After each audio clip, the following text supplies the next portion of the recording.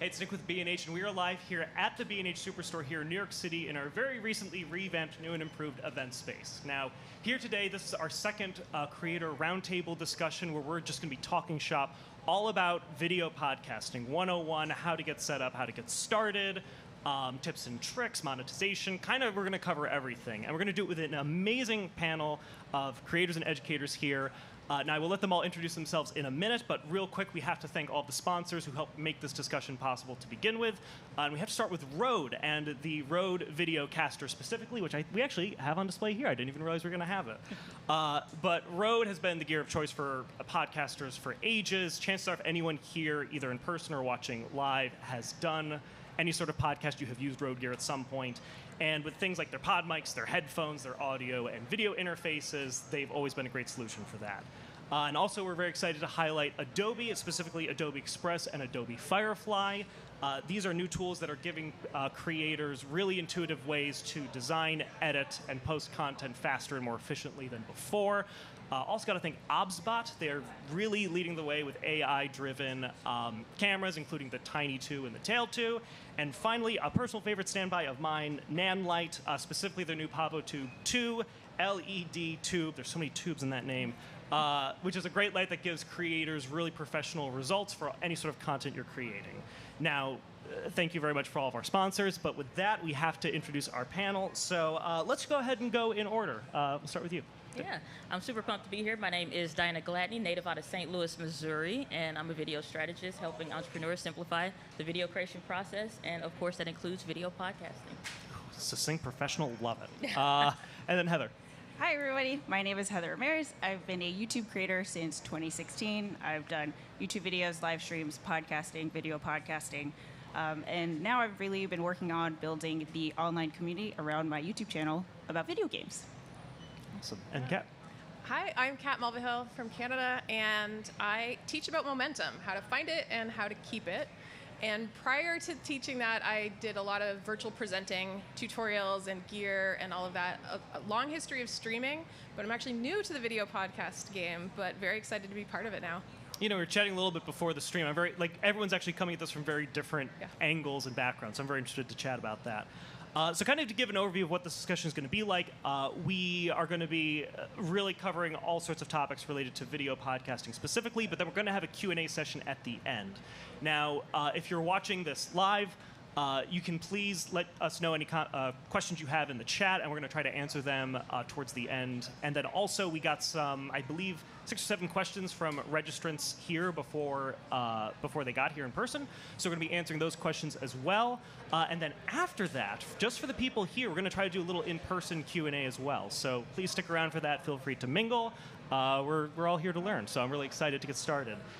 So with that lengthy preamble out of the way, I'd really like to just kind of learn a little bit more about how you all ended up where you're at, because we're here to talk about video podcasting, but even just in the brief discussion I had with you before, it sounds like you've all kind of gotten to this point through a lot of different ways. So anyone can get started, but I'm just kind of curious, what led you to sitting here in this chair right now doing a roundtable podcast live stream about video podcasting?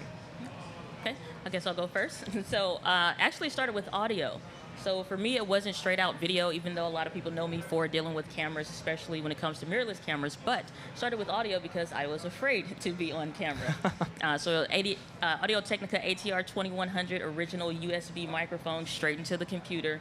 And I would do that before I started working at the bank, and so I would go do my podcast and then go to work, and eventually I quit to go full-time into my business, and so I've just been extremely blessed to continue and teach from here to San Diego to now New York City. That's awesome. You said at the bank. Were you doing it for the bank, or was no, I was doing it for myself. So they may have thought that, but but no, I worked a regular 9-to-5 job, so I wasn't full-time at the time. So they would always say, you know, whatever it is that you're doing from your 9 to 5 doesn't matter as much as your 5 to 9. So for me, that also included the mornings before I got ready. I figured if I can get up for a job, I can get up for myself, and that's how I started. Awesome. And then Heather, I've stumbled upon yours and Tom's content just in the wild on my own. So I know a little bit of what your experience is with that, but I don't really know how you got started. So I was curious kind of how your journey began. Yeah, so in 2016, I quit my job. to start a business having no idea what that entailed. And so I don't think felt anyone like, does. yeah, I felt like, God, this is going to be a really cool adventure. And I wanted to, you know, I'm a journaling type of person, but I was like, this is going to take me too long to write. I'm going to do vlogs. So I actually started out documenting my journey in building a business. That resonated with people all around the world. That's when I really understood the power of digital media, YouTube, being able to reach people, you know, in different time zones, and people really resonating with my story. And so that actually led me into YouTube coaching. I started a whole channel about helping people start and grow their YouTube channels and help them share their stories. And I've done all kinds of podcast shows. My husband and I, who actually met on YouTube through YouTube. Tale as old as time. Yeah, we had a live stream podcast. We did 170 episodes talking about life and business as content creators. So we've been doing this for a really long time, and it's you know, both Diana and Kat here can explain, like, we've had to pivot having been in this space for a really long time. And like I said in my intro, now I'm working on building my community around video games.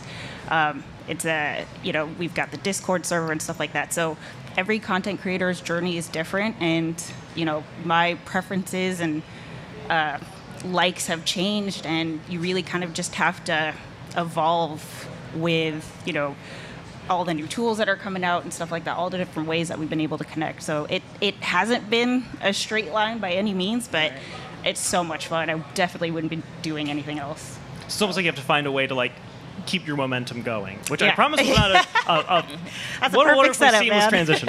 And then Kat, because you were, I was doing my research about you prior to this this roundtable, and a lot of what I was reading was your sort of momentum, sort of, what would you call it, philosophy, protocol, teaching Framework. framework, even better. But yeah, also curious how you reached the point you're at now, and also kind of how you got started. Well, I've had a couple of pivots, and when I started out my own business in 2019, it was corporate training, professional development, and so during the pandemic, when everything shut down, when I had to pivot to online, I wanted the best, most engaging workshops that I could in an online format. And so I spent a lot of 2020 learning the gear, getting a studio set up at home, running really engaging content and workshops. And so everyone who went to those workshops said, how did you do it? How did you put a graphic on your screen? And it was really people's interest in that. And also at the time, everyone was online and people needed to learn how to do it. And I loved teaching it.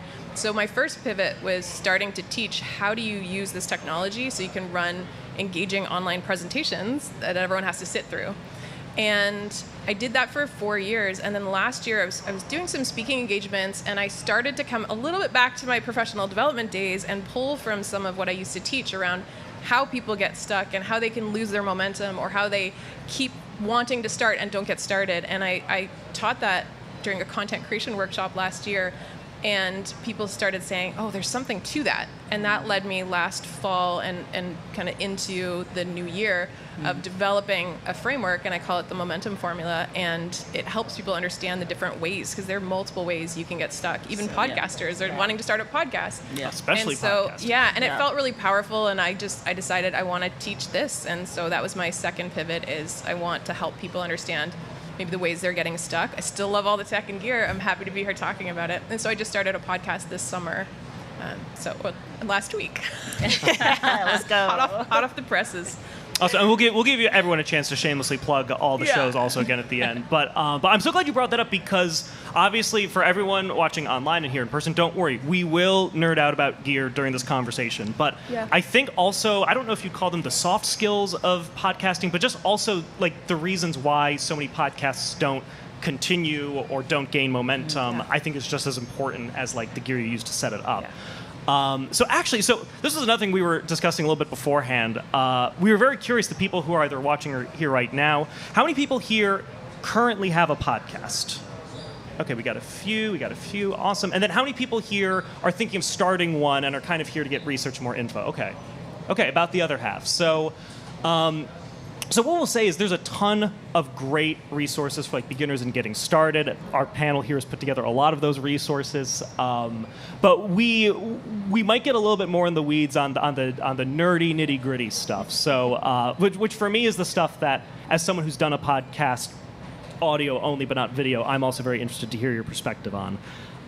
So kind of to build off of what you were saying about momentum, how important, you kind of all discussed how you got to where you're at, but how important is like the why for starting a podcast? Because I feel like there's lots of reasons why a podcast seems appealing. We see social media clips for it. You see, huge directories on Apple Podcasts or Spotify showing all these different podcasts, but I don't think anyone here would disagree that the why is important, but how important would you say it is, especially in how you all got started?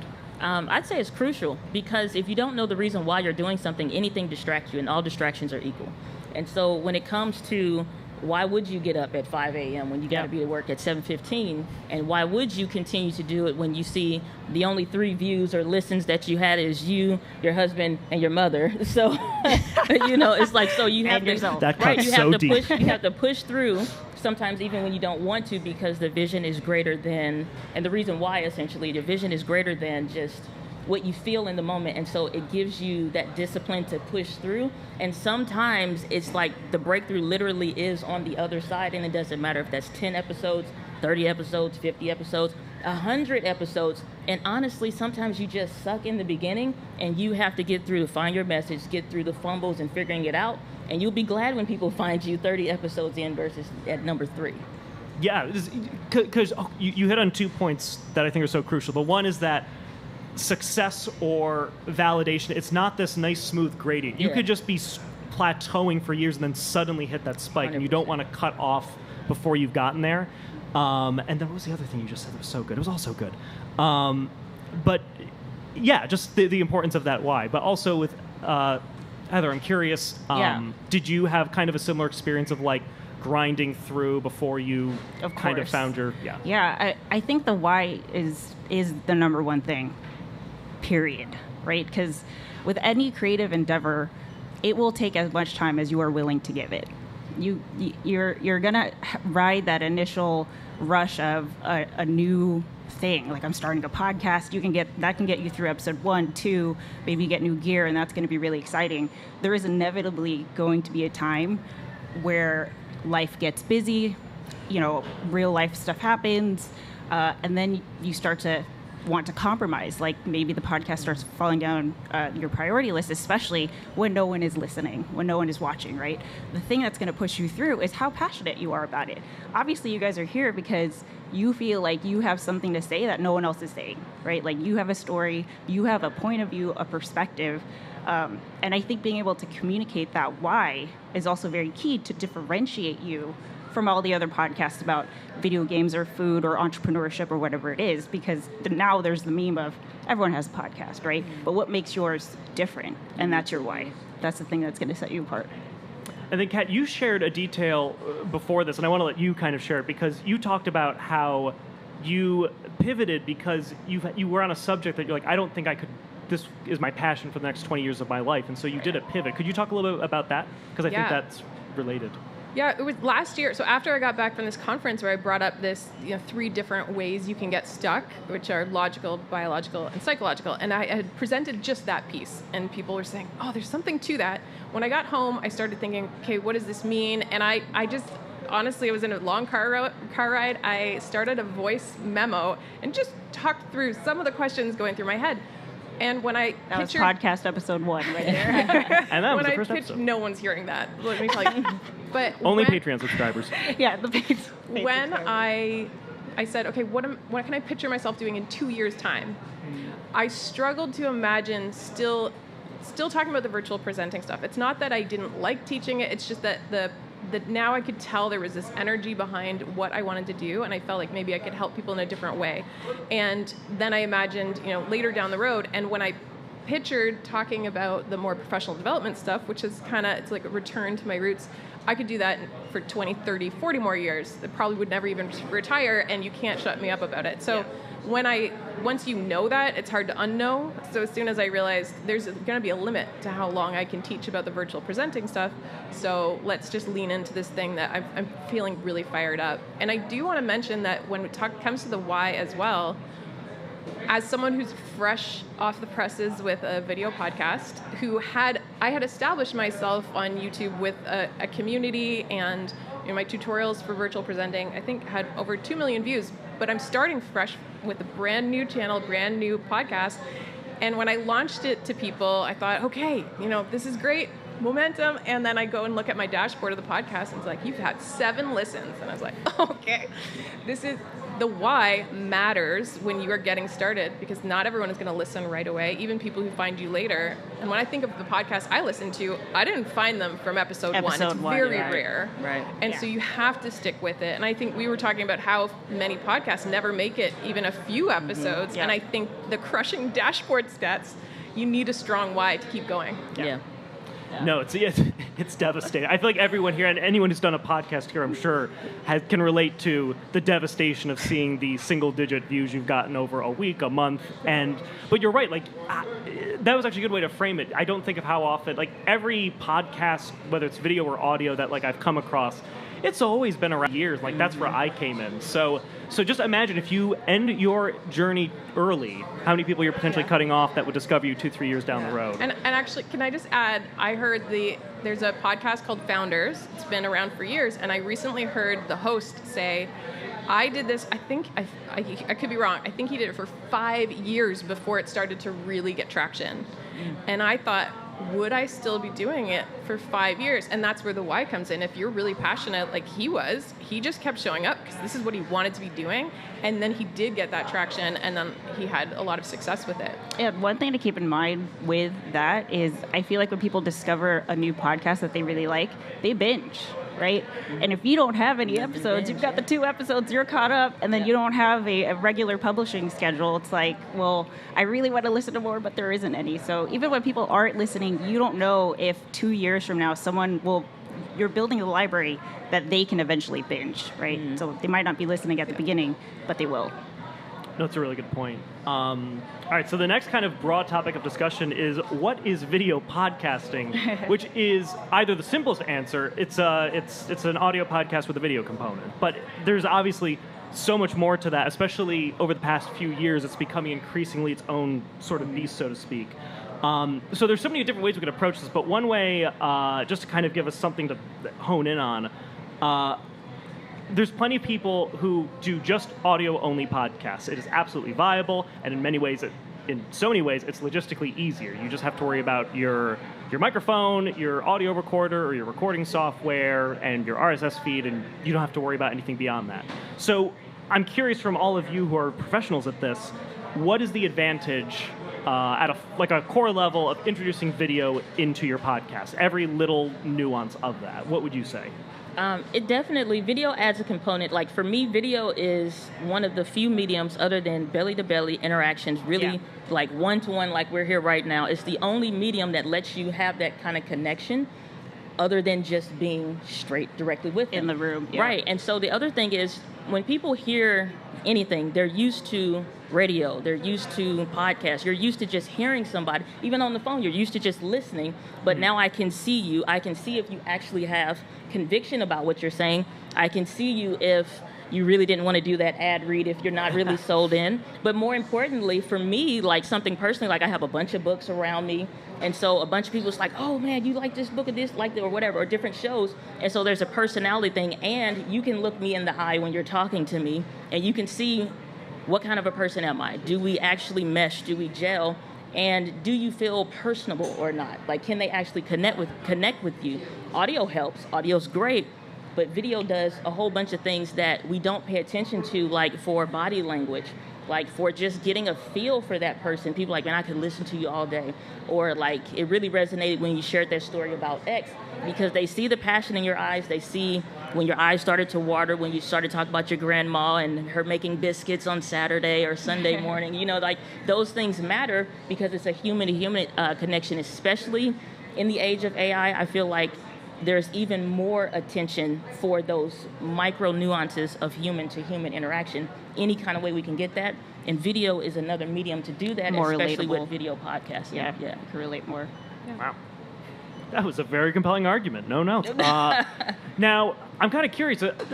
Do you think, because we're obviously focused on video podcasting, but I know that there's plenty of people who will do a live stream of some kind and then repurpose that into a video podcast and so many other things. Do you think the live nature adds an extra little something that just the video doesn't? Do you think there's like layers to it? Or I'm just kind of curious what the consensus is, because I like the way you framed that. Okay, I love live streaming, and I love that component because when you put together your show, your outline or whatever, and so for me, when I've done it live, I like to do the segment instead of interjecting every few seconds, because the audio quality for the person that's just listening when you publish the audio version, it can introduce audio exhaustion because they're tired of hearing, okay, Steve, thanks a lot for that. Oh, that's really funny. They weren't there. They don't get it. It's a disconnect at that point. However, when you do the segment, let's say it's 15, 20 minutes, and then you go and you do the Q&A, now they've signed up. Even if you publish that in the audio, now it introduces community. Community is how we all got a chance to meet. It was usually from some kind of a live stream or whatever. We've been on each other's channel and like in the comments, and so you get to talk to that person. And again, it's just that human to human interaction that it just feels natural, and it makes you want to come back and see them again. Or you see, I know we've all seen those comments, oh, daggone it, I just missed you. I hate that I just missed you when you were going live. So I love it. Would you all agree with that, or do you think there's anything else you want to add? Well, so going back to like video versus audio podcasts, you guys, I tried the audio podcast. I can't do it. I don't know what I'm looking at. Am I looking at my notes? Am I looking at the roadcaster? Am I looking at the walls? Like I get too up all in my head, and I think that's because I started with YouTube videos. So even if I'm doing an audio podcast, it is easier for me to talk to the camera lens than just to talk into the mic. I don't know. I don't sound as natural. And all of my current podcasts are video and live stream. I feel like the conversational aspect, the back and forth dialogue that you can have with the people who are actually, like you guys, this is nice because you're here in person. Yeah. But it's the same thing with the YouTube chat, right? Like I can address people by their YouTube names and we can have a back and forth. I obviously have a structure of here's the topic today, but I love that they can ask questions that I don't know where we're going to go, about, right? yeah. And to really be able to cater the conversation to the people that are there so they're getting the most out of it. I feel like that it's just so that I feel like that's part of the uniqueness of like how your show could be different is the community, because the community is now contributing to helping you create your content and share your message. And they have questions and comments that you didn't even think about. Yeah, when you're putting exactly. stuff together, which it just enriches it even more. Yeah. And I have purposely decided to record my podcast live. And that's partly because that is what I'm used to. Yeah. And this is a little bit of a behind the scenes thing, is that when I was making live streams, I would just, I got to be live because I told people I was. So I would show up, I would do the thing, I would be present. Accountability. As soon as I would start recording something that didn't have a specific deadline, there was no accountability, I just kept pushing it off and pushing it off, not doing it. Because the way I'm wired is for accountability. And I love the community piece, but ultimately is if I'm going to make a podcast every week, I need that accountability. And so by going live, then I'm going to show up, I'm going to record that, and then I just release it the next day. And I've made that intentional decision, which a lot of people would say, oh, no. But for me, it works. That's how I'm wired. And the other thing that it does in today's day and age, there's so much AI-generated content, and you can take our bank of videos, our voices, and our likeness, and you could just create something that you didn't even make. You could write a script with AI, and then you could just put it together with audio, video. When you're live and you're interacting and answering people's questions, they know it's real. you. I mean, yes, technically someone pointed out that AI is getting sophisticated enough to do that, but for the whole, I think it also, that trust, there's that extra level of trust. You know? Ooh, this question just occurred to me, but when I hosted a build stage during the Build Expo that we just had, and a lot of the topics of conversation with the speakers there was on AI. And do you think that a live component would maybe become even more valuable as time goes on, because it's increasingly one thing that you can't, I mean, who knows with the technology, but like currently it's like, no, this is a real person. I can tell this is not an AI-generated script or an AI-generated image. Do you think that will become more of a thing? Well, going off of what Diana said of how like video is the closest thing that you can get to in person, like I feel like live stream is even more so because you can't address people by name, right? You can have a back and forth conversation that's unscripted. And I know in the gaming community, it is really special to have your name being called out on the stream. It's really special to be acknowledged. So I think that that's value, right? It's hard. I'm not really sure how other ways that you can do that if it wasn't live. Now, I know that not everyone can do live. I'm not saying that you have to do that, but it works for me.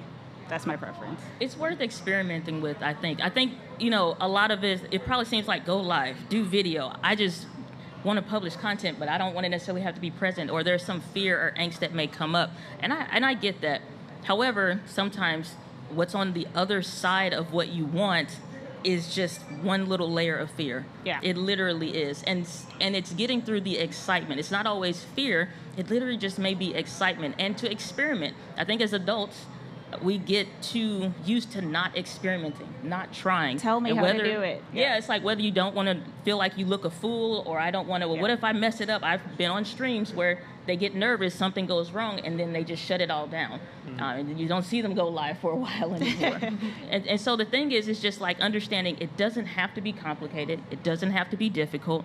And it really can be as easy as you want it to be, because people are there for you. They're there for what you have to say, your message, your vision, your value. The thing that makes you uniquely you, only you have. Yeah. Only you have. And I think when I think about trust for content, I see it as, there's written, you can build trust over written, but then a step above is audio, because you can hear the voice. Then a step above is video. And then I think the highest step is live stream, where there's interaction. 100%. 100%.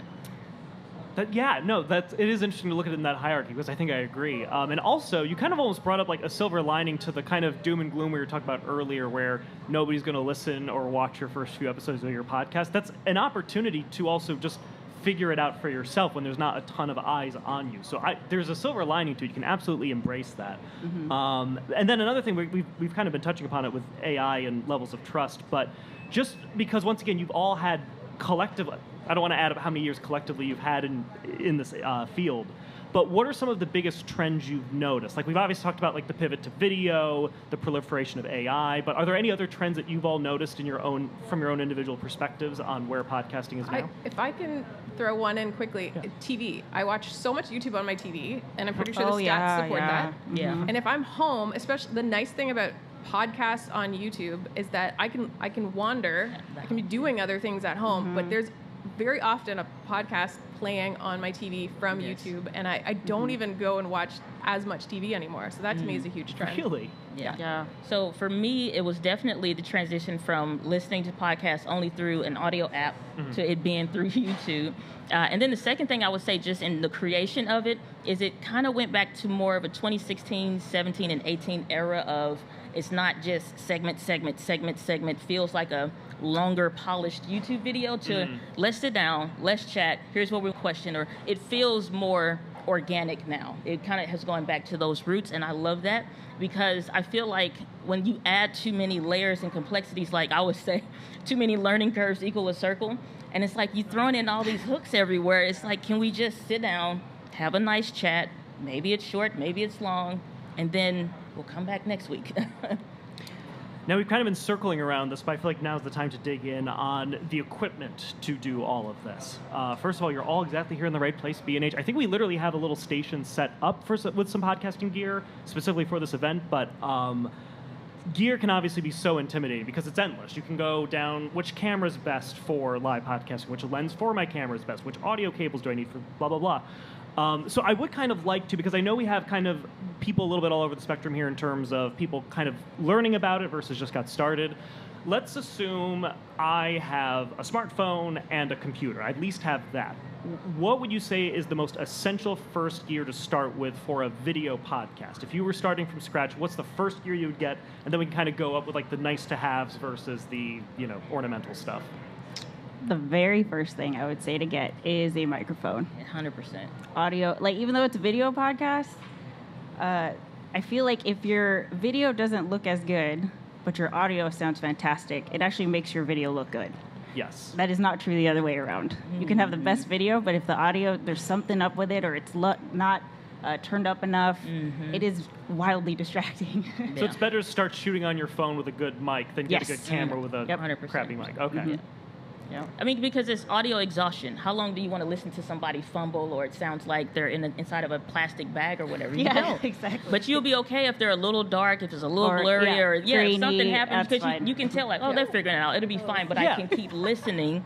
So from there, it's like, for me, I would say lighting, which a lot of people don't think about, can help your camera, whatever it is, a whole lot more than getting just a new camera with no lights. Because most people think, well, what's the best camera for low light? Well, you're not going to be sitting in the dark in a closet.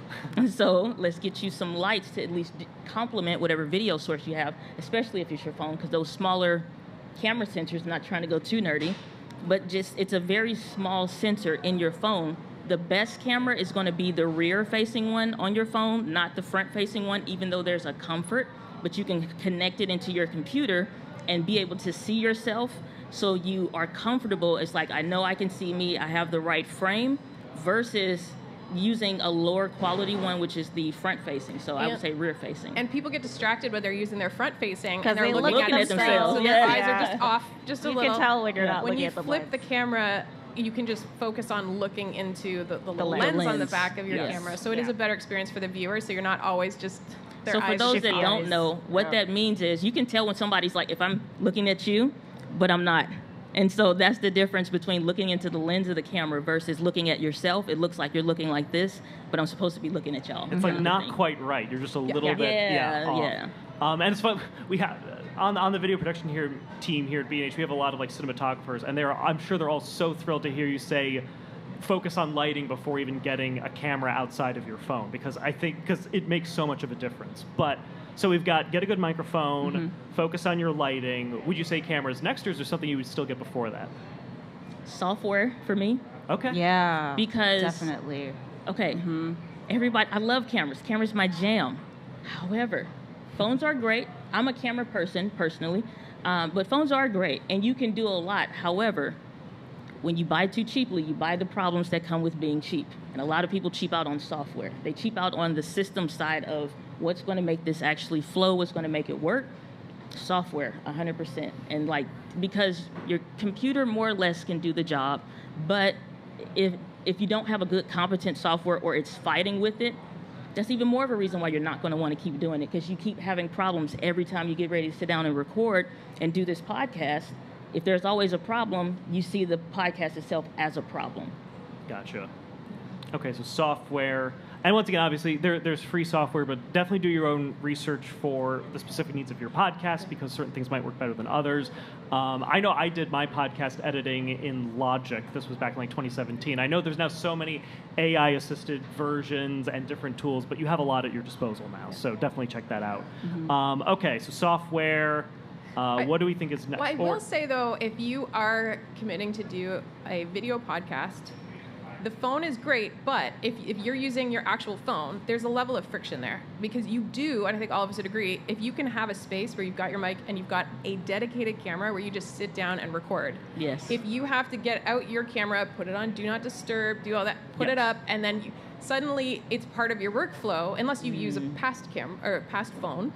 But I do think having a dedicated camera, if you have a single space, it will make your life easier. Yeah, Heather, I think I recall you did like a desk tour video, and you had a permanently behind your desk, like a camera with a dummy battery plugged in at all times. I don't want to set up every time. I want to push on and then push off. I want to push record and then stop record. That is it. I think, like, some people really like the gear. For me, it's simplicity, and also, like, there are so many good microphones.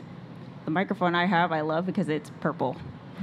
They're better sounding microphones, but the purple mic makes me happy. If I'm happy, I'm gonna have a good podcast. I'm gonna be able to show up, right? So I think, like, you know, luckily there's so many options now. I think phones nowadays can really carry your video your video podcast for a while, because for the podcast, it's probably going to be long form. And the thing that is really important is your audio, what you're trying to say, right? And so, yeah. I forgot what I was going to I'm definitely an advocate for a dedicated camera. Yeah. Simply because if I have notes on my phone, or if I have something that I want to pull up and I want to share it on the screen, or whatever the case may be, I don't have to worry about using something else. So I'm a big advocate for a camera, and it's like I love the set it and forget it type lifestyle. You put it there, these are the settings, it's right every time, so I can sit down, record, stop, and move on with life. But if you don't have a camera, use your phone, and don't let that stop you. You do not need to have the perfect setup to get started. Yes, yeah. When it comes to image quality, phones have obviously come so far, but when it comes to a streamlined process, a camera is tailor-made to do camera stuff, whereas your phone has that capability. But even things like, offloading the video that you just shot, like you don't have an SD card slot. There's other kind of little friction points that can come in. Yeah. Okay, so we've laid a good foundation. I like this. Now, let's say we're going to have multiple guests on this. So we might need more than one microphone or more than one camera. What do we then look into getting? So for me, that goes to a lens sometimes. Okay. If you have a camera. So like I said, I'm an advocate for a camera. If you have a camera, sometimes it's simply a swap of the lens so you can get a wider shot. And if you're shooting in 4K video, like we all see, like 1080p versus 4K video, 4K is a higher quality. So if you do punch into just that person, then it doesn't look super blurry or anything like that. So I like that specifically. Audio-wise, it tends to be pretty easy with a lot of the modern microphones that you have now, whether you want to go with a USB thing. I prefer like XLR because you can run them longer if it needs to stretch across the room to make space. But if you're both at the desk, like Tom and Heather have for one of their podcasts, then that can work seamlessly with just simple on-the-desk stands. Yeah, so I feel like a lot of the popular video podcasts have like multiple angles, so you'll see a camera for each person, each guest. I'm not about to edit that, guys. So, like, when my husband and I are doing ours, the shot is wide enough so both of us are in the shot. And then I always think, I'm gonna make clips for social media, right? So I have to factor, like, it's shot horizontally, but I'm gonna crop this vertically. So how do we frame the shot where it can kind of do both?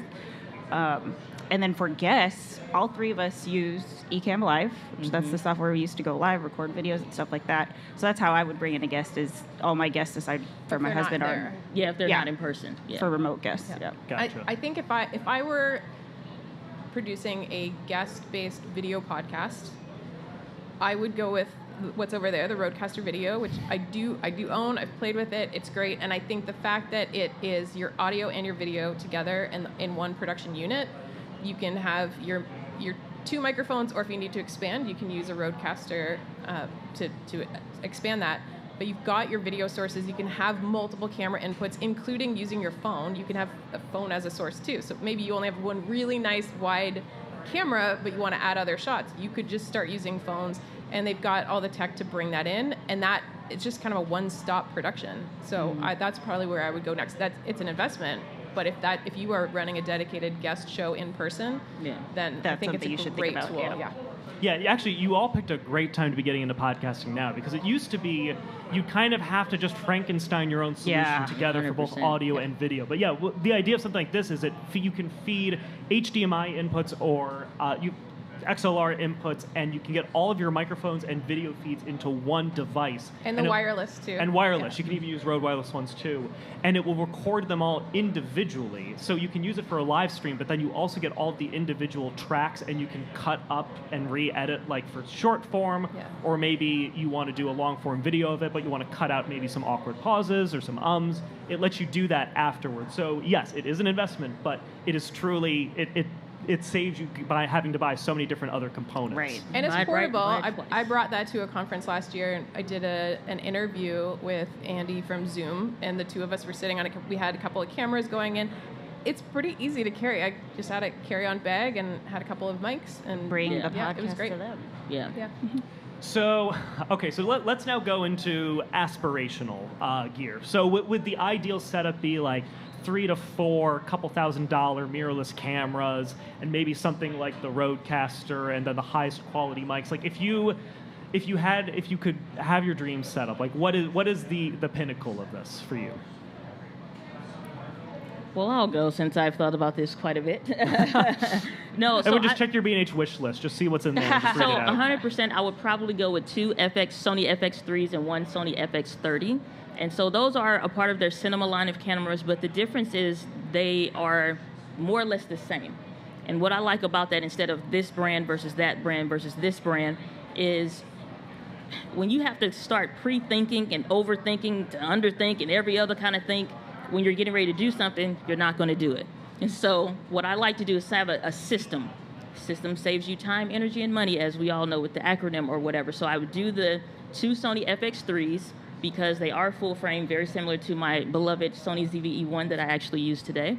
I would keep my Shure SM7B, which is an XLR, so we could run it longer if we needed to via wired, but they both would be great, whether that be for vertical, whether that be horizontal, whether that be live. The flexibility and all, like Bob's your uncle, you don't have to worry about anything. Like I love it. I would go with that. And probably like 2 monitors, maybe. But yeah, we probably do like the Rodecaster video and go with that simply because if you don't know, this device is basically like 6 or so devices in one, where instead of having this capture card that captures the feed of the video, this other thing that pulls in the audio, this other thing that handles the switching between the cameras. Y'all don't know, we've all had where it's like 6, 7 different devices on a desk, and we're just like robot arming it. Now you don't have to, you can just a couple finger pushes. So I would do something like that, simply so it's live to drive. When it's done being recorded, it's already pre-edited because you did the camera switching live, and when you can just hit publish so much faster, and the faster of being able to execute, the more you're like, okay, what's the next episode? What's the next one? So that would be my dream setup and go-to. It's quite a setup. Any deviations from that setup? I will just add that your ideal setup is also the one that is still as simple as it needs to be for your needs. Mm-hmm. So just there's I think sometimes people will keep like the gear acquisition. Mm-hmm. They're just like, oh, I need the newest one. I need the newest one. If you don't have any problems, you've got the perfect setup. But this is where I'm at. If you have friction, solve it. But as soon as there's no friction, stop. Yeah. Like, I think I actually have my dream setup. Yeah. You know, I'm trying to think, like, you know, if I had extra money lying around, what would I get? I can't. Because there's no problem to solve. There's nothing. It's just more like like my to-do list right now is like my overlays. You know, my developing a process to create clips that are easy so I can crunch those out faster. Mm-hmm. But that's not like, that's just something that's time. If money was no object, I would actually focus on my background. My tech is good, but I mean, I film in my office / guest room. I would get a nice Murphy bed. I would change the whole setup there. That's where I'd focus. How did you so perfectly segue into the next point I was going to make, which was another aspect of audio versus video is you'll see a background, you will see an environment, and so I guess also kind of in this hierarchy of like what we're getting, because we talked about like lighting and things like that. Would you still say that making your background look aesthetically pleasing is more important than certain things, or where would you throw that in? Like adding some Pavo tubes or something, or some nice lights? I think it is a huge part of the brand that sets your podcast apart, especially as a video podcast. I mean, you can ask a lot of my viewers, the thing that caught their attention was the shot, right? And I think a lot of it is the background, the lights, there's a lot of purple. I got my purple hat, I got my purple hair. Color coordination is key. Yeah, so it is eye-catching, and that you can actually see this on my YouTube channel, the evolution of my studio. I tried every single angle. All of us are creating this out of our homes, so we're making do with what we've got. And I think what's really cool about your background is that you can make it totally personal. It's totally individualized, right? I think there's that, like, there was a trend of everyone's kind of video podcast looking very similar, very clean, very minimalistic. But I think, especially in the world of AI, how do you add in that personality, that fun, that vibe, that thing that sets you apart? And that's like up to you, right? Are you going to decide to put up pictures of your favorite bands or your favorite video games or a wall art, wall piece? Like, that's kind of up to you. So for me, it's like my aesthetic is bookshelves, like all the books that I actually read. It's like a functional office. So that's the other thing is like my set is created around what I'm actually doing when the camera's off. So it's for reading. I have a desk where I can do B-roll shots and other stuff. So if something is in the background or whatever, it's because I'm actually using it because it's already a part of my regular and daily life. So for me, it's just like my bookshelves, a picture of me when I was little and playing the clarinet, different personal effects, like X-Men, Loving Storm action figures or whatever. So it's personal effects, like she has her skateboard in hers as well. So it's just different things that speak to you. Like she said, the things that make you uniquely you. And I think she mentioned something that's extremely critical about your personal brand. Like you are your brand. You are your brand. But if people can't get to know you, then they won't know what that brand is. Yeah. It's very much like my space, whether I'm live streaming, podcasting, or working and the camera's off, I'm at the same desk, and I feel like that comes off. So I'm not like turning on a persona, Right. like this is just me. Right. And I think the shot, if you're thinking about your video podcast, like, the whole thing kind of is your brand, the feel of it, right? Like, yeah, and there's so many different ways that you can convey that. And I would say if you have limitations, so let's say you can't make a lot of changes, one is just do a scan or even ask someone else, is there anything in my shot that's distracting that you cannot help but what is that thing over their shoulder? Just get rid of those because you want people to zero in. So that's one thing, is just eliminate distractions. But then the second thing too is if you did have a nice camera and you have a nice low f-stop that has that bokeh, that blur, then you can kind of hide some things a little bit in the background. So that is another potential option where if you are choosing a camera and maybe right now you can't invest in your background, getting a lens that kind of helps you a little bit with that really shallow depth of field, I think is a nice option too. My bookshelves definitely need a dust-in, but you can't tell. Can't tell. Yeah. No, you invest in the lens with the shallow f-stop, so you don't need to dust. Nobody will ever see it. Okay, now one thing I feel like we have to talk about before we stray too far away from the gear is technical hiccups and troubleshooting. This could also be a whole other rabbit hole, but I guess, are there any common troubleshooting things that you came across either when you're getting started or that you still come across now? I mean, they're inevitable. Anything with this many components will have tech troubleshooting. And how do you, empower yourself to figure it out and not let it stop you or throw off your momentum? So I think for this, a lot of it is putting in the reps, because it is absolutely inevitable that you are going to bump into something, right? And I think if you just, your first 10 episodes, you're going to get so much experience and zero in on that workflow from having put in the reps.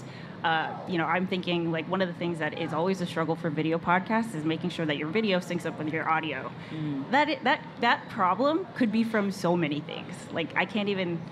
We would have to diagnose back and forth to figure out whether it's your software, your camera, your microphone, or how you're syncing it in your program and stuff like that. But you can figure that out as you're doing your first couple of episodes. But yeah, that's a common one that I think of. I think the critical area of that is post anyway. Every new episode, if you're introduced with a problem, solve it by the next one, not by stopping until I figure it out. Then I'm going to keep going. Because it's, again, if you're not publishing, you're not going to actually do it. It's like, well, I'm just going to do some throwaway videos. Yeah, but it's not the same if you actually putting it out there. So for me, it's not introducing too many new things all at once.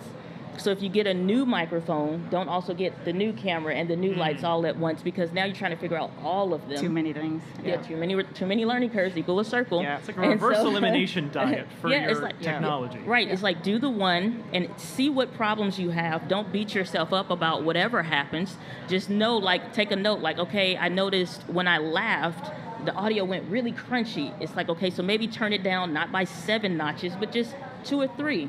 Now record your next episode, see how it goes, and just track along the progress instead of worrying about that kind of stuff, because it's always going to be something. And if you do a live video podcast, it's okay. Yeah. That's the whole beauty of it being live. You figure it out, and sometimes your audience lets you know, is that better? Is that better? Okay, great. Now let's keep going on. Just keep moving forward. Yeah. I will also say that, I guess 2 things related to this. One, when I was going live last week for my first episode, someone in the chat reminded people aren't typically rooting for you to fail. So if you make a mistake, that's okay. And also, anytime I make a mistake on a live feed or live stream, usually it's humanizing. You're like, Right, oh, yeah. they make It's mistakes relatable. too. I think it's really easy for us to get in our heads and say, oh, I can't make a mistake because maybe I'll lose my credibility. Maybe people won't take me seriously. I think if the mistake is technical, people have a lot of, they'll give you a lot of breathing room for that. If you just show up completely unprepared, Yes. people can tell the Yeah, difference. yeah. So if you're prepared and it's a technical hiccup, that's fine. I think people know the difference. Yeah. No, that's good. Yeah, that's a good distinguishing mark to make. Because, so we're also talking about troubleshooting specific components of it. And once again, like, I know they're sponsored, but they're absolutely a great tool for this. Like the Rodecaster Video, what's nice is if you have one device, you're kind of eliminating chunks of the troubleshooting process. If it's consolidated into one device, you just have to troubleshoot that one device. But also, Rode did literally just this week announce a firmware update for the Rodecaster Video. It now adds NDI support, which, if you don't know what that is, it's yet another way to use a network, to essentially use a local network to feed all your cameras through. But what I was going to say was you had a little bit of experience with the. What do you think? Yeah, I was testing it out. I'm really impressed. And one of the things with your phone, and there's a Rode app, Rode Capture. And so I was playing around with that with the new release, and the video quality was better than some of the other apps I've used in the past. So my camera image just looked better. And so on my phone, I had it set up. I turned on NDI, and it was sending out the signal. And so then your device, as long as it's on the same network, says, oh, we see that there's an NDI camera on here, and it'll pull that source in. And it works with the Rodecaster Video, but it also works with other things. I have live software that I use so I can have comments on the screen. It's called Ecamm Live. And Ecamm also picked that up and said, oh, look, you've got this Rode Capture camera as a device. Do you want to add that? So it opens up multiple possibilities. And it just makes it easy. And I was using wireless. There's also an option to use Like your USB-C to Ethernet. Ethernet, and you could. Yeah, so it's just another way to add more sources. I think you can do 4 network devices that way. And it's not just for cameras. If you wanted to pull in, let's say, maybe you've got a laptop with a slideshow, or you want to show a demo of something on a laptop, a separate one, you can have that. If you just connect that to your internet, it can show up as a source for NDI as well. So you can bring that in. It's not just capturing a camera feed. Yeah, I think it is important to, as you're considering what sort of show you want to do, think about, like, once I get past the beginning stages, what would I want to be doing with this? Because what you had an amazing quote on buying cheap. What was that again? Oh, when you buy too cheaply, you also buy the problems that come with being cheap. Yes. So sometimes you can pay yourself forward if you buy the good thing once that has the features that fun. Like even when I was starting my podcast, I got a Zoom audio recorder. It's whatever the most popular one is with the 4 XLR inputs, but it had a line out for just running it like an aux cable through, and I didn't even know what that meant when I bought it. But it came in use so many times as such a small little thing where if I wanted to save $20-$30 on a cheaper one, I wouldn't have had that. So it's just something to keep in mind. Obviously, once you factor in the cameras, the lenses, the software, this can all add up. But don't cheap out on something that you know you will probably need at some point. Now also, we talk about so many different podcasts that you've all done. I'd be remiss if I didn't mention that B&H here, we have our own podcast, the B&H Photography Podcast. And what we wanted to do was we put together a little video featuring our new host, Derek Fassbender. And so we wanted to just kind of really quickly show you what goes into how B&H here makes our podcast. So we're going to play that video. I believe we're loading it up right now. Photography Podcast is celebrating a decade of production. Let's meet the faces behind the voices and learn about the history of the podcast and their workflow. Today we have the wonderful talents of Derek, Jill, and Mike as the B&H Photography Podcast team. Welcome to the show! How do you look at it in terms of crafting a conversation, not just recording a conversation? To me, the research is the driver. Learning about how photographers do their thing, things that might not have been addressed by all the other media outlets. An old story or some little detail of their life that has not been publicized. I've been really lucky in having good instincts about somebody who's going to have a great story and finding a match for them that really works together. And it's What do you mean a match? a match in terms of somebody who's photographing within the same subject area or working in a tangential part of the same area, and they have two perspectives on the story that mesh. We also share the script and the questions with the guest, which I find that's a little controversial because a lot of journalistic circles would never give questions to the guest. But what I find is it builds their trust. So it all starts with Jill and Jill's research. She literally gives me the book. It's like back in the video game days and your parents would get you the magazine that has all the cheat codes. Jill gives me the cheat codes. She gives me everything. Really what I'm most interested in is finding some new angle or some new direction, following the story, allowing room for the person to go off on their own and wander in the woods, when to call them back, when not to. The thing that sets a podcast apart from, say, like, hey, I'm just going to have a YouTube channel or have a Substack. But a podcast is very linear in the sense of I have something, a general topic that I want to talk about. I want to bring in different people that are still going to revolve around this general topic. I had to get myself into the groove of what do podcast listeners expect? What do they want? Is there a type of question that can derive some kind of interesting take that isn't already out there but fits into the story? So a lot of what I do is going through Jill's line of questioning, because again, it's story arc. We have to have a story. We have to have a beginning, middle, and end to it. And I want to try to take what Jill's given me and saying, okay, what would I be interested in as a creative myself? Because I think that's what also makes it so dynamic and successful, is because we're all creatives. There's times when it puts them at ease knowing that I'm not talking to an empty suit. I'm not talking to someone who's just firing questions. I'm talking to a peer who is asking this question because they you might know what to ask. Where I wouldn't. Selecting the guests is making sure that, again, the pairing is right. And we had, we'll bounce ideas and we'll communicate. And is this the person? This person might be great on their own, but are they a good fit for who we have and for the story we're telling? To point out that photography is only 10% of what a photographer does. I mean, there's so much more to the equation.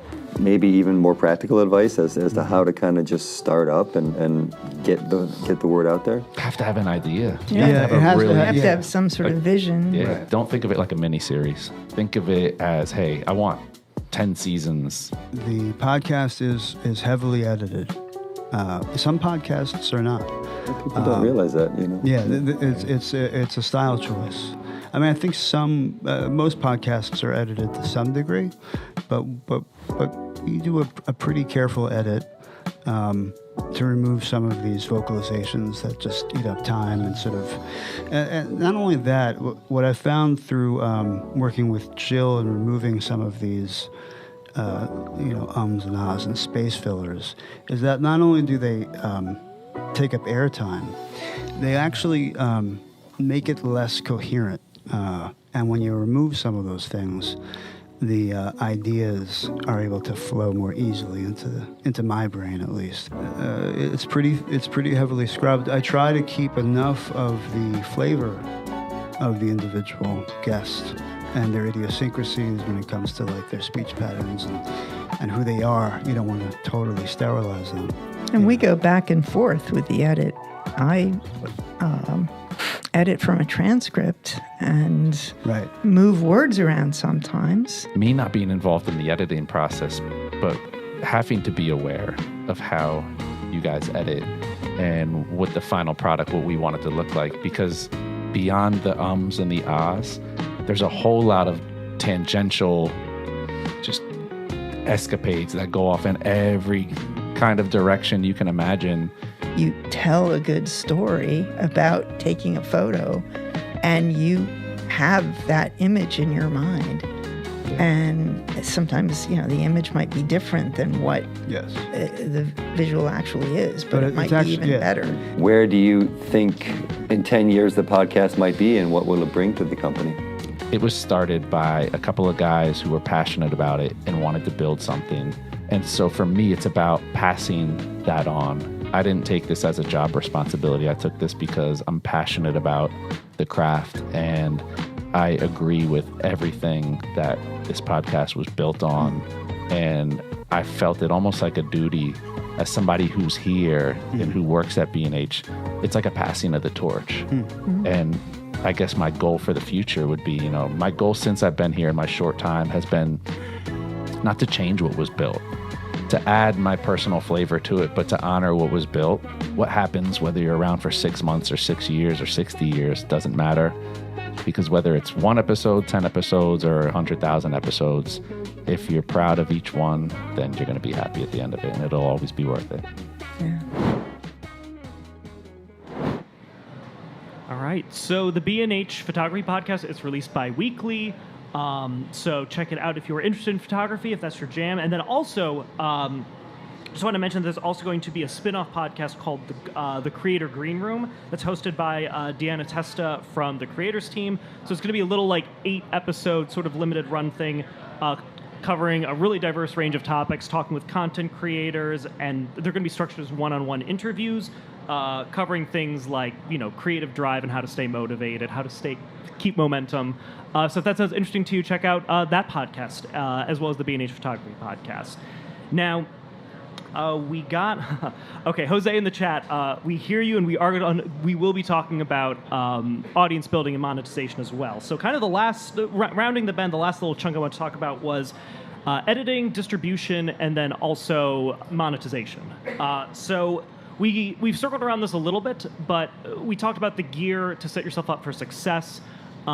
But when you have audio and video, especially if there's multiple camera feeds, it's a lot. Like even for an experienced video or audio editor, it can be a lot, and it can be intimidating for a beginner. So how do you recommend getting started with editing a video podcast? We'll start with editing. I'll keep it simple. Ecamm Live. Now, why Ecamm Live? Because it is the way. it is the way. What an endorsement. They're not even a sponsor. So here's the thing. When you've messed around with a bunch of, and it's great software out there, don't get me wrong, but when you find something that works, it works well, it manages the audio, you have your sound effects, you have little jingles if you want, you can introduce segments. Even though it's not live all the time, it's pretty much edited already by the time I'm done.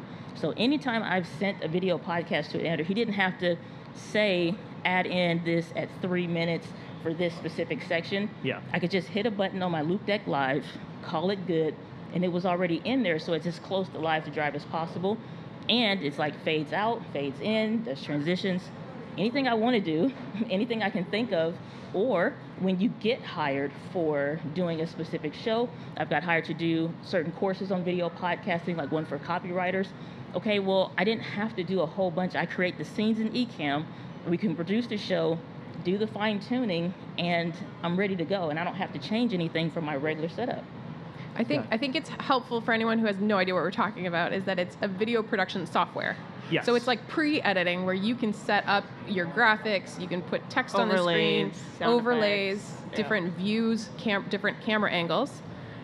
It's not an editing software. It's also only for Mac, so it is a Mac-only software, just in case anyone's not a Mac user. No, it's good to know. Because also, yes, so there's different ways that you can look at it. And I've dabbled in this, but I know this is your bread and butter. The idea that what's nice about starting with your video podcast being a live stream is you can, if you're cutting between different angles, if you have a Stream Deck or something set up, you can almost have it mostly edited before by the time you're done. So it's like you do it once and then it's kind of ready to go. Now, one thing I will say, and I know, Heather, I saw a video where you tested this, so I know you have experience with this, but I know with something like the Rodecaster, you can sync a microphone and a camera angle and have it intelligently cut back and forth based on who's talking, based on the mic input. Right. I think that does that, right? The Rodecaster Yes. video. The Rodecaster, yeah. Yeah. Yeah, so there's, would you say that broadly that's the best sort of philosophy on this, to not be, as best you can, starting with just tons of raw footage and video and start editing it from scratch? Would you just say that's not feasible, or? I like to think of it in segments. Okay. Because that way, if you're thinking about the whole show, I think that overwhelms people too much and too fast because they're thinking about the best version of this show that it can be from day one, and that stops them from ever getting to day two. So if you think about it in segments, how do I want the intro? Then you can use a tool like Ecamm, or you can do it live, and this is the components that go into the intro. So if something messes up, for example, I mess up quite often, despite what many people may think, is like I mess up quite often, I'll just say retake. So all my editor is looking for whenever I'm sending that stuff out, it would be just the word retake, then he knows don't use that. Or you can clap, you can see other stuff that people do. But even if especially if you're just doing it solo, just do it in segments because then it's broken down into like blocks. Gotcha. Yeah, I would say that in my experience, I have found editing to be the most intimidating part of the process for anyone who is getting started. If you're trying to make a video podcast like, something like Serial or This American Life, like that type of audio podcast where you have interview shots, you have B-roll of stuff that's not happening in the studio and stuff like that, you probably already know how to edit, right? For me, I start out with iMovie. So what I would recommend is start with a free software. You just need to know how to trim, cut, and fade. Those are the three basic things, and really understanding layers, right? So you have your main vocal track. If you have a guest, they're probably a second vocal track. And then you have, your camera footage. And then if you want to put anything on top of that, like a graphic that pops up, maybe your logo or a Keynote slide or a PowerPoint slide or something like that, starting with a free software to understand that, and then you can upgrade to whatever. I've been using Final Cut Pro for years. Same. So that's what I use. But for my video podcast, because they're live streams, I don't really edit them, but I do rip the audio. And because my live streams have a countdown and a count out, I trim those off, add the music, the intro music, outro music, and then boom, it's ready for audio. So for me, it's very minimal editing for a video podcast, and that is intentional because if it were something that has a lot of friction, now it's a whole thing. Yeah, the running theme seems to be put systems in place that will streamline this and make your life easier. So don't think of it as like this is a live stream and then this is a video podcast and this is an audio podcast. Is the kind of philosophy to just like get the episode once and then repurpose kind of? That's how I do it. In Final Cut, so I use Final Cut and been using it for years, especially like the audio only episodes even, still edited in Final Cut Pro because it's drag and drop. And I think a lot of some of these, like I don't want to deal with X and Y axis and move it to get it. No, I want to see it, drag it over here, and then it's done. Kind of a thing. But Final Cut Pro makes it easy. So if I do it once, I'll put like colored blocks in there. I don't know if you do this, but I'll put colored blocks in there. So I know like intro goes here. It's roughly such and such seconds. It's like create a template. So once you do it once, all I'm doing is duplicating it, swapping that old one out for the new one, and I'm calling it a day so that it's just easy to duplicate over and over. Gotcha. Exactly. And then is there a different philosophy for like getting vertical video for social media promotion? Are you cutting that from the same timeline, or are you doing a totally separate? I can share something that I did. So I've been using DaVinci Resolve, and big fan. I do prep everything in Ecamm, like a live production, and I've got my Stream Deck keys, so I can say, okay, I want to show this now. And so everything is in pretty good shape. But because I made the decision to record going live, I want to trim the start and the end. So when I'm just saying hi to people who are in the stream, and then I do that middle chunk of the podcast, and then I just chat with people. So that gets cut off. So I'll do that in DaVinci. And then the other thing that I have is because I'm using Ecamm as my video production software, it can do an isolated recording of the video, just camera A, and it can be wide. So then I can just bring in just that feed. It doesn't have any of the graphics or overlays, and I can just kind of trim that and just say, okay, I want a vertical for this. Now I do not do a lot of editing, which is why I like to do the pre-planning, but literally I've learned just enough to be able to cut, have things, and then you can export the video and you can export the audio file. So I do minimal editing for the actual video podcast. I put so much time and effort into the social media clips because I have found that for social media, specifically Instagram, to be the way that people discover my video podcast. Yes, it's on YouTube, so you have YouTube, you have the YouTube algorithm and search engine, all of that. But for me, like even when I think about how I discover video podcasts, if I see something that pops up in my YouTube feed and I see it's also an hour and a half and I don't know who these people are, that's a commitment for me to even check it out, right? Yeah. So that's why the 15-second, really quick, while I'm scrolling through social media, I have found that to be the best like conversion to actual people who go check it out, who go check out the full episode. So it's a lot of time and effort. I'm the one who actually word by word will type out the captions. I know there's AI things that can do that, but they're never as good. And I like to add like effects and colors and really make it pop. And so it takes a lot of time, but I really do think it pays off. And I find that's the tragic thing, as like people who are made like the part of your brain that is creative and wants to like edit a podcast and script it and everything is not necessarily the same part of your brain that is good at social media promotion or wants to do it. But I would still say if you want people to listen to it, it's a muscle you have to exercise. And I'm mostly saying that to myself. I do not like social media promotion, but it's absolutely important. I mean, one area, real quick, if I could chime in on that, is if once you start publishing for a while, because especially if you're publishing on YouTube, you'll see the analytics and you can see the spikes in parts where it was interesting either in the previous conversation and you mentioned something. So I'll use that sometimes as a trigger, or if people are specifically commenting around a certain area, and just pull those bits, because if it resonated with them, chances are it's going to resonate with other people. And sometimes you just natively feel if a piece is really good and it's just like, yeah, I really want to share that part. Gotcha. So while we're adjacent to promotion, let's talk about monetization. So there's so many avenues between selling a product, ads. How do you navigate that? What would you say for someone just getting started? What are your avenues to monetize your content? Okay, I'll start. It's the most popular Silence. Yeah, so I think that's an area that also overwhelms people a lot, because there's so many different options, and when you see all of them, you try to do all of them. So I like to start with like something simple, like we were talking earlier, and it's like I like to use Buzzsprout. So I'd like to use that because it has a dynamic insertion. So I can, if you do get a brand deal or something, you can insert those segments, and maybe it's from this date to this date, and that's what you're getting paid for it or whatever. But when that time frame is over, you start promoting your own stuff. So promotion may not be other people's stuff all the time. It may be your course. It may be your program or whatever. So you have that. Just to clarify, Buzzsprout is where you host your podcast, and they have tools built in to put the ads in. Yeah, so it's natively built in through their software, and you can just say this is the ad segment. But I also like to do specifically, like, because I talk a lot about gear and stuff, so I just created a little segment called like this week's gear fix. So whether that be a software or a tool or program, so if I was working with a company, it's like this is a specific promo code or specific link, and I'll use Rebrandly, so I can track the YouTube links, clicks versus those that came from the podcast specifically, just so you can say we got these many from here, these many from this source, or what have you. Gotcha. Any other? So what I would say is,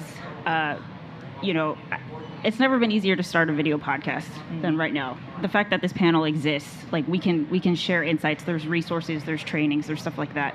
So if you want to find out the typical ways to monetize a podcast, it's out there. It's not a secret. Like, you've got memberships, sponsorships, donation-based, Patreon, all these kinds of things, and really trying to figure out what works for you. What I would say is like in order to monetize, you need to have something that is monetizable, right? So for me, the conversation is like, do you have the library that when you approach a sponsor, you can tell them what your podcast is about in a media kit or an email or whatever it is, but what they're going to do is go check out the podcast, library. Right? Like, do you have a history, a library, a community, a listenership or viewership or whatever it is, and that is something that you build over time. What I have found is that in the process of doing this, especially if you do it on YouTube, I feel like the algorithm works, right? I feel like the right people will find you if you're making your titles really clear and all of that. All of this you can find how to do on YouTube.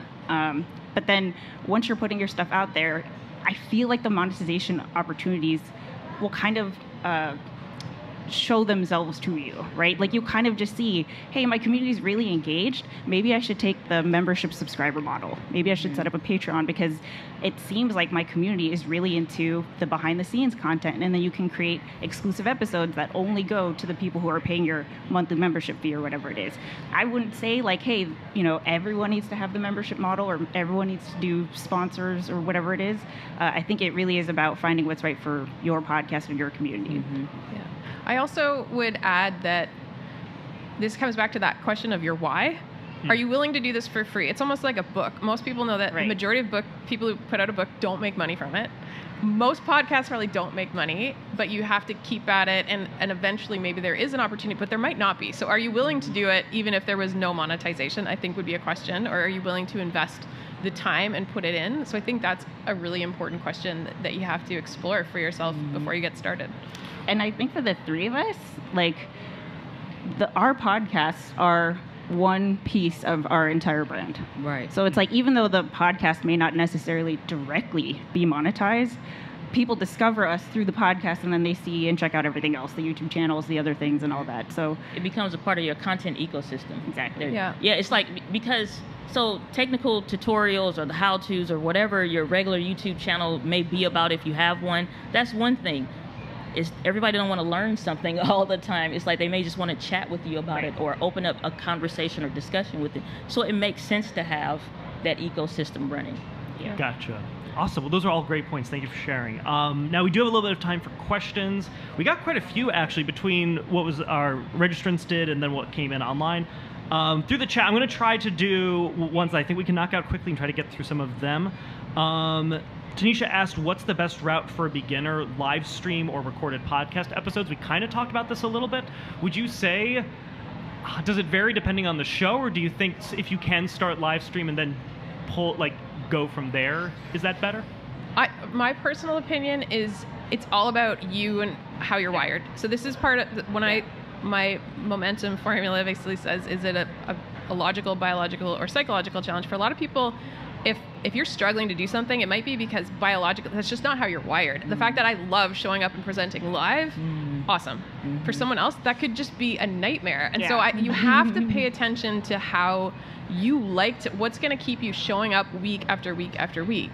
But then you also have to pay attention to other things. So for me, if I didn't have a real deadline, I didn't do it. So learning about how you operate, I think, is really, really important for what is the cadence, but also what's the format that's going to work from me. Because one is not better than the other. You can't say, oh, if it's a live stream video podcast, you're guaranteed, more success or whatever it is. It really is about you and your community.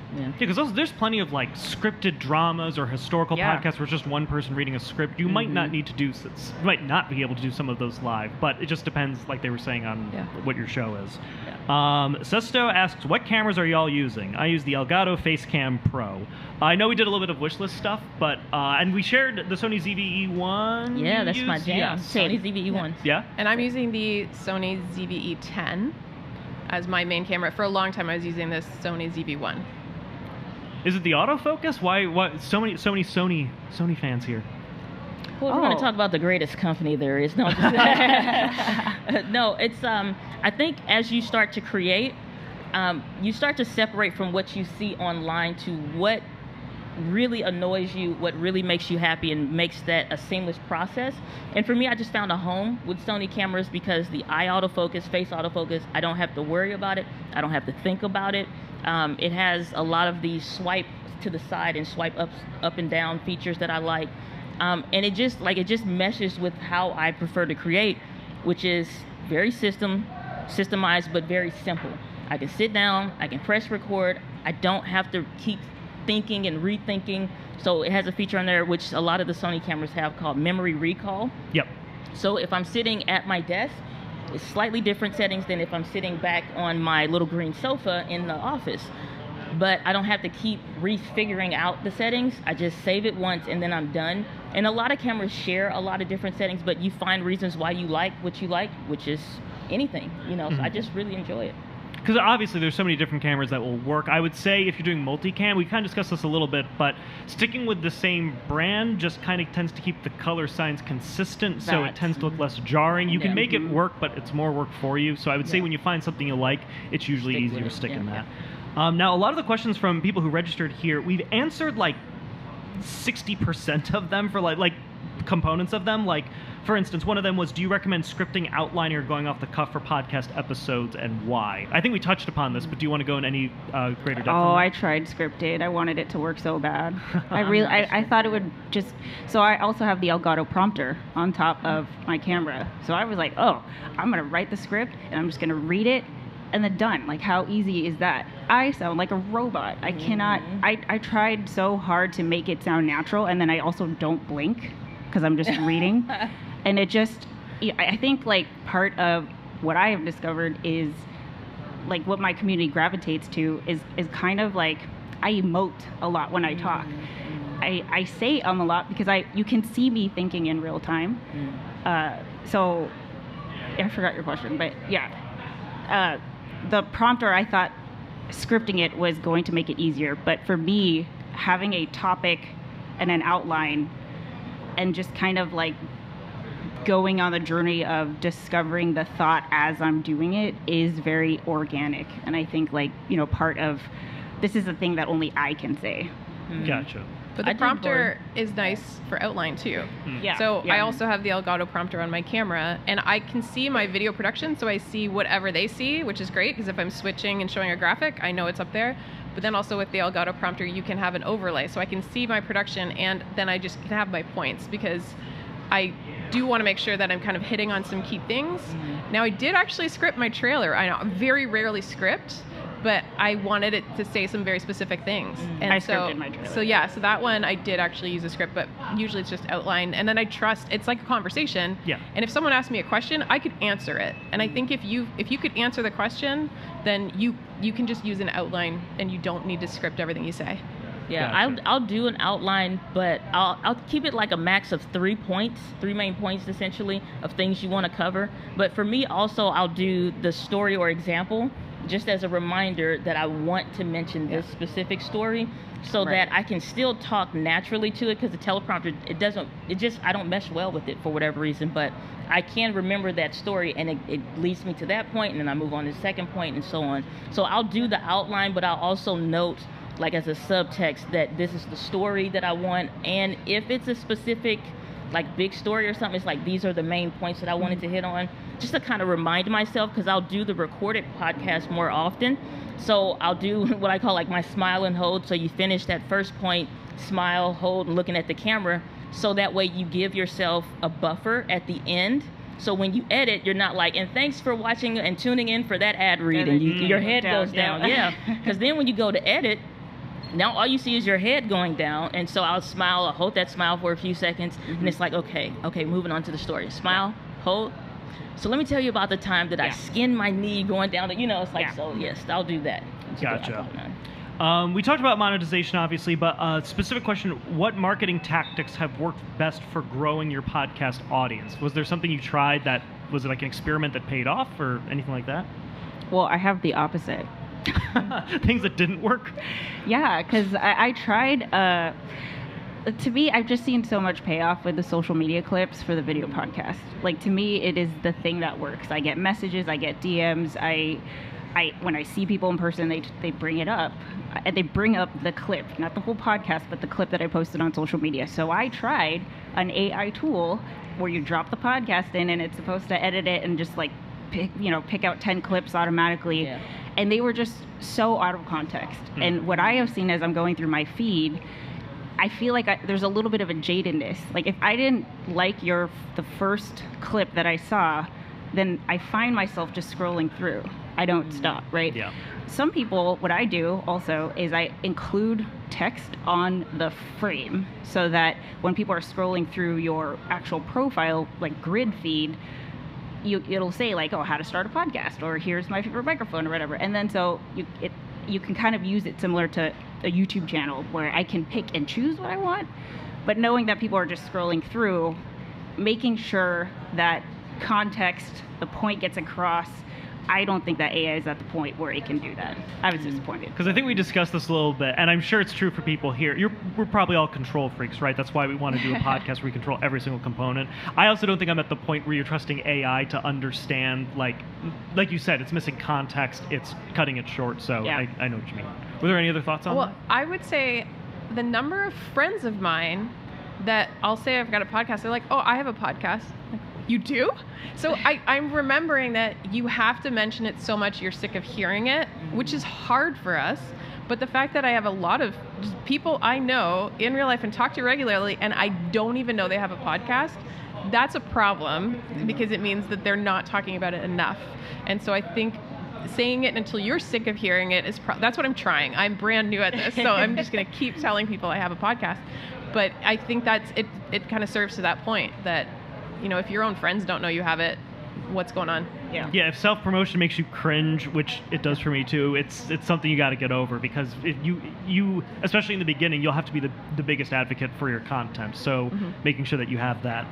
Maria in the chat asked, we kind of talked about this, but just to kind of clarify, she said, can you give us a basic starter list of things we need to go? Oh, actually, no, wait. Things to go live and record. We discussed that a little bit. It was a question of, what do you use for live stream that also records permanently? So maybe just explaining how that works when you go live and then you still have the video. Well, all of us use Ecamm Live, again, Mac only, but it allows you to go live, so you can hook up your channel to it, and so then everything's set to go. If you've got a scheduled live, when you open Ecamm, it shows it to you. And when you go live, it will automatically download a recording to your computer, so you have a copy of that. And then there are also some features where you can start a fresh recording if you wanted to in the middle. And so I think that's what all of us use. That. Yeah. Yeah.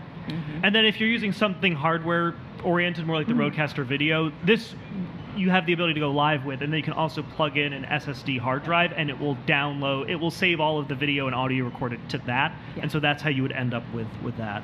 And then Tanisha also asked, speaking of backgrounds, what's your thought on green screen backgrounds? Do we have any fans of green screen? Do it right or don't do it at all. Wow. Because it can. It's a flag in the ground. Because it can make you look wonky. Again, it's introducing a hiccup when your regular background may not look as bad as you think. And I think a lot of people judge their regular background to what they're doing, but it's also super easy. And I know Heather can speak to this because she has like the little device I was going to mention, which you can just raise up the green screen behind you, but you need lights.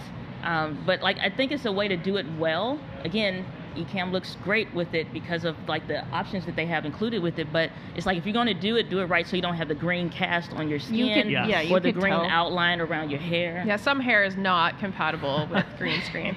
I don't think mine would be. But I recommend it. I do recommend it. Like, if you, I know a lot of the people that I've talked to,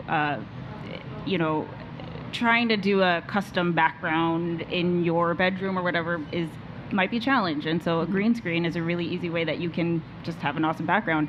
And I use the Elgato one, which is it's so easy to set up. I definitely didn't want to unroll a thing, or I wanted to be boom. You can set it up in 15 seconds.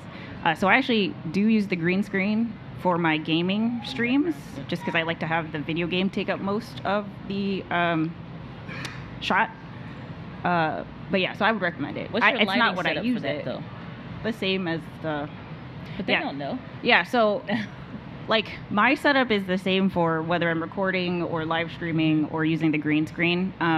We did set up one of these box lights like you're seeing here in the studio, where we mounted it to the ceiling, and all my lights are just, you push the button, one button on the remote, boom, it's all on. So I don't have to go around and do a tour of like turning everything on and adjusting everything. It's completely turnkey. So yeah, I do think that for a green screen especially, lighting will make a difference, where it can look fantastic. It can also look like you can tell, like it's obvious. Yeah, I will just say, when you are thinking of all the components of starting a video podcast, just know that lighting a green screen is another educational opportunity you'll have to tackle. So if you want it to look really nice and seamless, so just keep that in mind. I like this question. What tips do you have for managing remote guests with limited time or technical skills and helping guests feel comfortable on the mic?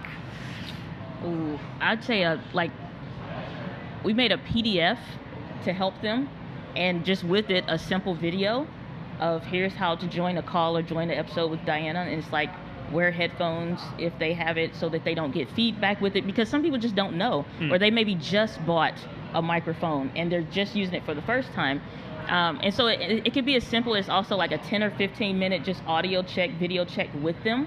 And if you know, then you can help them, so you can just make sure your stuff is seamless versus waiting until the last minute. And if you can't get them a different day before and you don't know if they maybe read the PDF or whatever, is just buffering in time ahead of time to just kind of help them through with that. For remote guests still, I use Ecamm. I know it sounds like a plug, but it really does work really well. Just use that so I can make adjustments.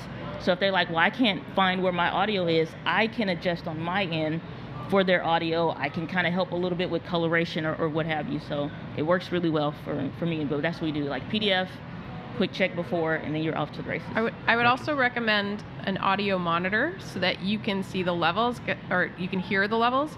Because I've been listening to a guest podcast where I wanted to hear the host and guest and their conversation, but I had to stop the podcast. I could not get through the whole thing because the levels were so off. Someone's too loud, someone's too soft. And so I think make sure that you can hear what it's going to sound like. Tech check obviously helps too, but it's bad audio. People are going to not listen to the episode. It's a tool called Auphonic that's really amazing. So if you do have that kind of issue, you can just take the audio, especially if you don't know what to do, drop it in. It has like smart checklist or smart list. You select it and then it outputs it so that it's even, it matches for everything. So even if it doesn't quite go right, you can drop it into a tool like that, replace the audio, and then everything is good. I think also when it comes to being a guest on the podcast, probably the guests that you're asking to be on your podcast know why you're asking them to be a guest on the podcast. If you are a guest on somebody's podcast, you can experience what it's like to be a guest, so you know you'd prep the guest for your own podcast. I think like just keeping it very broad. Here's kind of what I want to talk about, but don't like rehearse or anything, because then you really want to keep the conversation organic, and keep it conversational. So. Tanisha also asked thoughts on wireless mics. Are we team wireless mics? Are we opposed? It depends on the scenario, I think. Yeah. I think wireless can be super powerful. Like Kat has some. I just got one. Yeah. Thank you. Shout out to Tom Buck in the audience. Oh yeah, you were describing your setup now that you were using. So I use my Shure MV7 Plus, and I use the USB because it's great. It's got the built-in processing, but I just got a wireless mic because I know with my decision to record live, and I've got a few times where I can't be in my studio, I got a wireless mic that works with my phone, and I can just use the NDI, that signal, to go into my software. So all I need when I'm traveling is my laptop, my iPhone, and then this wireless mic. And it's the Hollyland, I think, Lark A1. And it's small, it's affordable, even in Canada with the exchange rate, it's affordable. So I've been testing it out this week, and I'm really impressed with the quality of it, and knowing that I can record from anywhere and just use my phone and this mic on the go is great. And then also for short form content, and just if I'm using my phone, I'm going to use the wireless mic. Yeah, because XLR is not always easy if you don't know, or if you're running a very long 3.5 millimeter cable from a microphone, because I've had in some instances where doing remote podcasts in an area you're not familiar with, and that cable hits the ground and now it's picking up some buzzing sound that you didn't know about. So it's good to test whether it's going to be wireless or wired, and just see during the time frame that you plan to record, are there any interferences? Are there planes taking off, in excess? Or if you're picking up any of the from, a wired solution, sometimes it's good to go ahead and go wireless. Yeah. But I like wired though. I'm glad you brought that up though, because I was going to say one aspect of a wireless component could be interference depending on where you're going, but you just pointed out it could just as easily be XLR. So I think testing in advance either way is a great option, because also wireless mics have also gotten much better in the past few years as well. Yeah. So don't let people foo-foo that. It's still an option. Yeah. We might have time for one more quick question before we have to wrap up the live stream part of it. I like this question. We answered it a little bit, but how do you maintain energy and motivation to record regularly, even when you're not feeling up for it? Oh. Talk about something you want to talk about. Yeah. That excites you. Yeah. Because if you make if you have a record day, and you got 3 batch episodes of stuff you really aren't excited to talk about, but you feel like you have to talk about, you're not going to, it feels like a job. So if you pick stuff that you're genuinely excited to talk about, and maybe one of those I start with the most excited stuff to the least exciting one, because then you are letting that energy and adrenaline roll into the end one. That's how I personally prefer to do it, because it's like, especially if you have any health challenges, any pain, back issues or whatever, that stuff that fatigue is real. It starts to hit you. And if that is a challenge, you don't know how long before that medication kicks in. So start with the thing you're most interested in. You'll fuel yourself to get going through those other ones. And I just tend to like to start excited and then taper off. Well, Gotcha. And that's when I said that going live keeps me accountable. Because I live streamed for about 18 months on my YouTube channel before, so I'm not new to live streaming. And I found that even on the days when I was a little bit tired, maybe I had a small headache, and I just didn't feel like it, I said I was going to be there. I show up, I smile, I get through it. You're there in the moment, and then at the end you can decompress. But if I'm recording my content, you better believe I would very easily push that back and say, I'm just not doing it today. So one of my techniques that works for me is that choosing to go live helps me show up, because there are people, if you've built community too, and they're showing up, they're excited to hear what it is, you just kind of, okay, switch it on, we're going to get through this. So that helps me. Yeah, I think, going back to your why should be able to stay, like one of the most recent podcasts that I launched, two actually. One is called Charting the Course, which is a conversational podcast where we are talking about building a nonprofit from scratch, because I turned my online gaming community into a nonprofit. So basically we're just like documenting that journey. And then another one is talking about research and scientific studies about video games. I can talk about both of those things all day. So that will get me through the where I'm not feeling 100%. But also just the reality, sometimes I just need a day. Sometimes it's fine. I can tell when I'm not showing up at my best. And so it is that balance of maybe I just have to take a day and we'll try again tomorrow. That's just the reality. But sometimes you can push through, and it's like, oh, I'm really glad I still showed up. So. But take care of yourself out there. Yeah. All right. Well, God, we've covered so much. But that is it for this roundtable. Please give a round of applause to our panelists, Diana, Heather, and Kat. Good job. Good job. Seriously, thank you so much for sharing. This information has been invaluable. So many things I need to check out. Also want to thank our sponsors again, Rode, Nanlite, Adobe, ObsBot, for helping make this conversation possible. And thank you everyone here for joining us. For whether you tuned in online or whether you're here in person. If you are here in person, actually, we're going to have a little bit more time for some Q&A. There's also some food and refreshments available, so please feel free to hang around and mingle. But that brings the live stream component of this to an end. And so thank you again for watching. I'm Nick with B&H, and we're going to see you next time. Take care. Yay! Oh, it's over. Good job. Hey, we did it. Yeah.